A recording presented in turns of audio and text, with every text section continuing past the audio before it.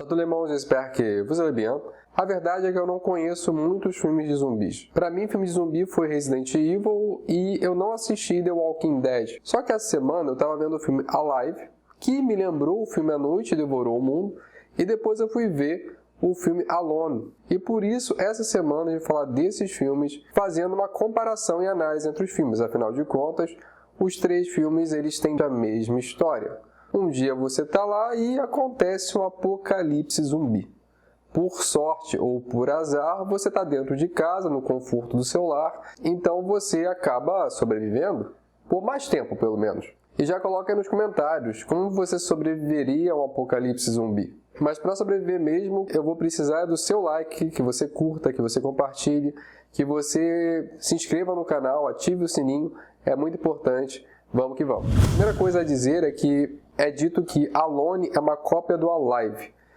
E sim, de fato é, mas não da forma que a gente está pensando. Na verdade, o Alive e o Alone tiveram como base o mesmo roteiro, que foi o roteiro do Matt Naylor. E aí surge o Alive com base nesse roteiro, e depois surge o Alone. Eu acho que o Alone saiu depois do Alive, com base no mesmo roteiro. Por isso você pode sim dizer que são os mesmos filmes, mas é porque de fato eles tiveram a mesma base. É óbvio, isso é inegável, a gente vai discutir por quê. O Alive é muito superior ao Alone. Só que é legal de ver o Alone também para a gente entender como os americanos se projetam e por que a gente acaba se afeiçoando mais ao filme coreano do que ao americano. Alive, filme de 2020, dirigido por Lee Cho, e como em todo vídeo eu vou ter que falar, eu não sei pronunciar os nomes, eu me esforço. Assim como no Alone, assim como na Noite Devorou o Mundo, um jovem acorda e descobre que começa o apocalipse zumbi. No caso do Alive, ele é coreano. Quando eu comecei a ver Alive, foi quase impossível não lembrar do Sweet Home, do qual a gente falou há algumas semanas. A gente fez um vídeo bem detalhado, só que no Sweet Home a invasão seriam de monstros e não de zumbis. Porque zumbi, você deve saber, ele tem algumas características em comum. Primeira característica, são seres que morreram e foram revividos, reanimados para ser preciso. Você já nota uma diferença no Alive e Alone. Eles dizem que esses seres eles não morreram. São pessoas que contraíram o vírus e por isso eles começam a se tornar agressivas. Segunda característica dos zumbis é que eles são movidos pela fome. Eles tentam se alimentar o tempo todo, geralmente de humanos. Só que se parar para pensar, nem todo filme moderno consegue explicar do porquê que eles querem comer humanos. Porque se eles sentem fome, mesmo que eu acreditasse que eles querem comer coisas vivas, poderiam tranquilamente comer animais. Você já parou para pensar nisso? Na verdade, no Alone, isso é um pouco resolvido, já que essas pessoas eles também se alimentam de animais, se for o caso. Tem uma cena que o Senhor fala que uma zumbi devorou seus cachorros. Porém, o filme Alone ele já se perde um pouco quando ele diz que os zumbis não comem nada que não se mexe. Como assim?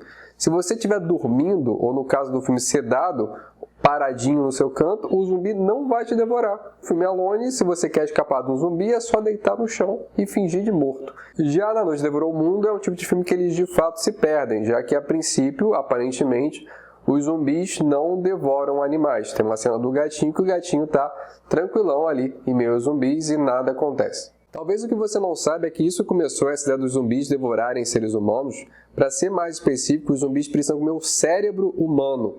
Porque como o seu corpo está em decomposição, teoricamente, o cérebro humano ele ameniza a dor do seu corpo em decomposição.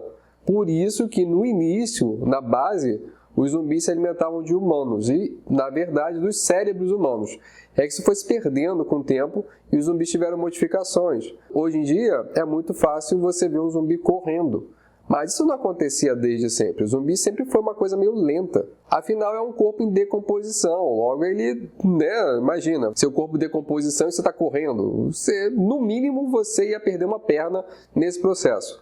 Essa ideia dos zumbis correndo, se eu não me engano, começa no filme Extermínio. De lá pra cá, os zumbis começaram a correr, inclusive no remake Madrugada dos Mortos, os zumbis já estão correndo. São modificações, nem todas ficam tão boas, como por exemplo, dizer que vampiros brilham à luz do sol. Mas, enfim, não vamos entrar nessa discussão. Como tanto na Live como na Alone, eles vão dizer que essas pessoas, elas são pessoas vivas, mas infectadas até que você consegue entender melhor do porquê que elas correm. Afinal de contas, elas estão vivas. Terceira característica, zumbis não vivem muito tempo. Como seu corpo está em decomposição, eles já morreram e foram reanimados, o seu corpo continua no processo de putrefação. Um zumbi viveria o tempo de vida desse corpo que está putrefando. Logo, quanto mais velho o zumbi, a princípio mais lento ele seria. Apesar disso não ser aplicado no Alive e Alone, eles também acreditam que esse zumbi vai viver menos tempo, já que a princípio são seres humanos e se você deixar eles passando fome, eles vão morrer de fome. Se você conseguir ter comida mais tempo que o zumbi, a princípio você sairia vivo.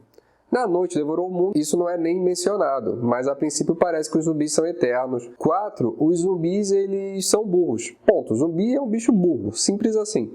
É verdade que, se eu entendi direito, nessa nova leva de zumbis, eles passam a ter capacidade de imitar reflexos de coisas que eles faziam antes de morrer ou antes de ser infectados, se preferir. E até escalar a parede, pelo que eu vi nos filmes. Lembrando que nenhuma dessas regras vale, por exemplo, para filmes como Eu Sou a Lenda, do Will Smith, de 2007, porque esse filme foi inspirado numa obra de 1954, e essa obra de 54 ainda não tinha clara a diferença entre vampiro e zumbi. Por isso, no Eu Sou a Lenda, esses zumbis eles morrem com estacas no peito, só atacam à noite. Bom, é fato que a Live é uma obra-prima comparada com a Alone. Mas é legal ver os dois para você ver as diferenças culturais entre um e outro. Quando eu vejo o filme coreano, eu não conheço muito da obra da Coreia, mas me parece, pelo que eu vi até aqui, que tem muito essa pegada do exército. Talvez porque o coreano ele tenha essa vivência próxima com o exército, eles têm o militarismo como uma realidade muito forte na cultura deles.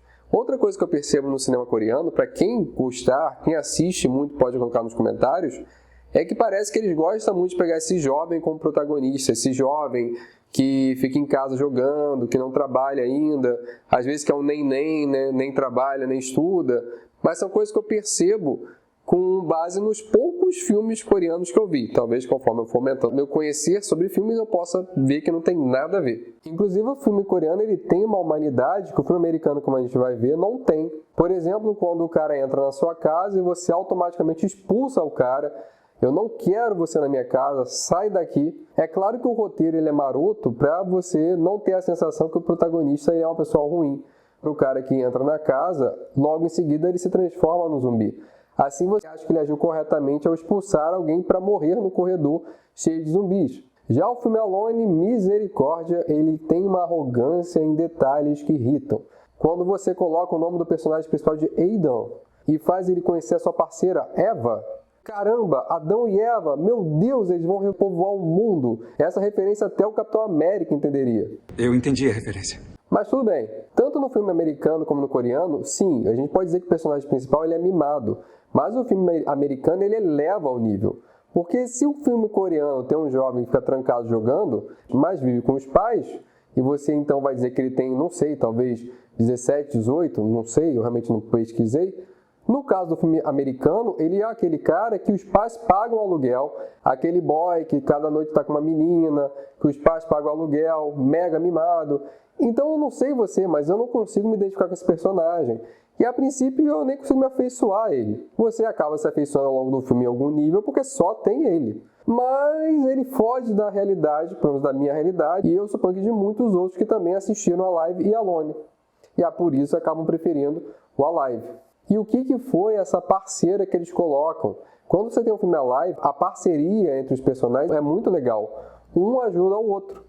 Se por um lado o garoto salva a menina às vezes, por outro lado é a menina que toma atitude e evita que ele se mate. Ou, por exemplo, é a menina que dá comida para ele quando ele está passando fome. E eles vão procurando soluções juntos para resolver o problema. Enquanto que no filme americano, ele é tão estereotipado que minha vontade de perguntar para uma mulher americana se ela se identifica com essa personagem. Porque basicamente essa personagem na trama ela é inútil, ela só serve para chamar a atenção, para despertar o desejo do Adão. Você repara que ele estava à beira de se matar e quando ele descobre que existe uma mulher viva, ele resolve que vai passar a tomar banho e fazer a barba. Porque ele vê uma oportunidade ali de finalmente ter uma mulherzinha ali, a oportunidade de ter uma parceira, uma mulher que ele possa seduzir. E é muito estranho. Inclusive, se você tomar banho ou escova o dente só porque você vai encontrar alguém depois, amigo, você tem que rever as suas noções de higiene, verdade. No filme francês, pelo menos, ele toma banho porque sim, ele escova o dente porque sim, ele se arruma porque sim. E no filme Alive, eles não pensam muito nisso, eu suponho que eles também banham, não sei. Eles não levam isso em consideração. Ou seja, o filme americano tem aquela coisa do super-herói que vai salvar a donzela. Aquela coisa de repente, ele acha uma arma no chão e ele já sabe atirar e atira muito bem. E tudo bem, você pode me falar, não, os americanos fazem aula de tiro, por isso todos eles sabem atirar. Ah, tá, mas ainda assim, você pega uma arma no chão, você está num momento de estresse, e de repente você, quando pega a arma, vira o Superman, você atira perfeitamente bem, você meio que bate no peito e fala, agora sim, pode vir, vem pra cima. Acho improvável, mas tá. Pelo menos no filme francês, A Noite Devorou o Mundo, quando o personagem pega uma arma, a gente vê claramente que ele está atrapalhado. Porque na vida real, se um apocalipse zumbi começa e alguém te dá uma arma, eu acho improvável que só com a arma você consiga sobreviver quando viesse um montão de zumbi na sua direção. E eu digo que esse filme é um filme de super-herói porque momentos que você poderia colocar protagonista para ajudar o personagem principal, quando ele é preso por um outro humano e vai ser devorado por uma zumbi, ele consegue ter força para arrebentar as correntes, as amarras e conseguir vencer. Nem nesse momento que ele poderia ali dar uma participação à personagem, eles dão. E ela só serve basicamente para reclamar crises quando ele sai de casa e não avisa a ela, ou dizendo que ela não é capaz quando ela teve que descer uma corda para ir para o andar de baixo. E isso vai me estressando muito, eu não sei vocês, mas para mim estressa esse filme. E o filme americano ainda vai criando diálogos desnecessários. Quando você tem um senhor de idade que passa 5 minutos dando a entender que você vive anos com uma pessoa e por isso essa parceira de vida é alguém que você quer que sobreviva a todo custo, mesmo sendo um zumbi, é algo que não é necessário para a trama. A gente não precisa que ele perca 5 minutos fazendo monólogo para entender que ele é apaixonado pela sua esposa de anos. Algo que simplesmente não tem no Alive e, sinceramente, eu prefiro. A gente simplesmente entende a importância para aquele senhor porque a gente tem um conhecimento de mundo de como a gente acredita que sejam relações românticas. Até me lembrou que existe a versão espanhola de 2007 chamada Hack e eles fizeram a versão americana em 2008 chamada Quarentena. Não é de zumbi, mas é aquela história. O que parece é que o americano muitas vezes prefere fazer um filme todo do que ter que ler a legenda. Simples assim. Já o filme A Noite Devorou o Mundo é um filme de 2018, então ele é anterior à pandemia. Talvez por isso, dentre os filmes, ele seja o que tem a menor sensação claustrofóbica, já que o personagem não tem só um quarto para ficar, ou só uma casa, ele tem basicamente o prédio inteiro para poder ficar. E aí você tem cenas dele fazendo atividade física e tentando manter ali a sanidade. Porém, ao meu ver, A Noite Devorou o Mundo é o filme mais desesperançoso dentre os três. Já que o personagem basicamente se encontra sozinho durante o filme todo, não tem essa coisa tão comum de fazer casalzinho, encontrei uma parceira, vamos repovoar o mundo.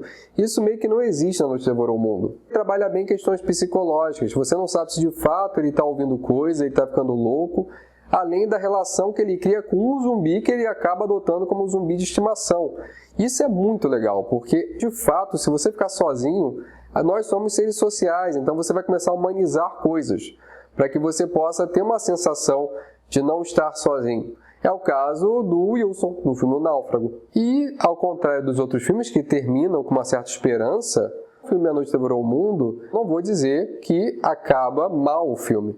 Mas, sem dúvida, você olha o filme e fala, que bom que ele está vivo, mas daqui a pouco ele vai morrer. Eu não estou levando muita fé, não. Bom, infelizmente, A Noite Devorou o Mundo só está disponível na Amazon Prime. E a Amazon Prime tem uma dificuldade muito grande de colocar o áudio original dos filmes. O filme é francês, então o áudio original é em francês, mas você só tem a opção de ouvir o áudio em português ou ouvir o áudio em inglês, o que é horrível. Eu não sei qual é a dificuldade de colocar o áudio original. Bom, se você quiser ouvir o áudio original, se você for estudante de francês, você já tem aí um problema de base. Mas se você for da nova leva que curte ver filmes dublados, você não vai ter nenhum problema em assistir A Noite Devorou o Mundo. Já o Alive está disponível na Netflix e o Alone, que a tradução ficou isolado na pandemia, ele está disponível no Telecine. Mas me diz você gosta de filme de zumbi? Qual é o seu filme de zumbi favorito? Coloca aí nos comentários. No mais, merci bien, à la prochaine.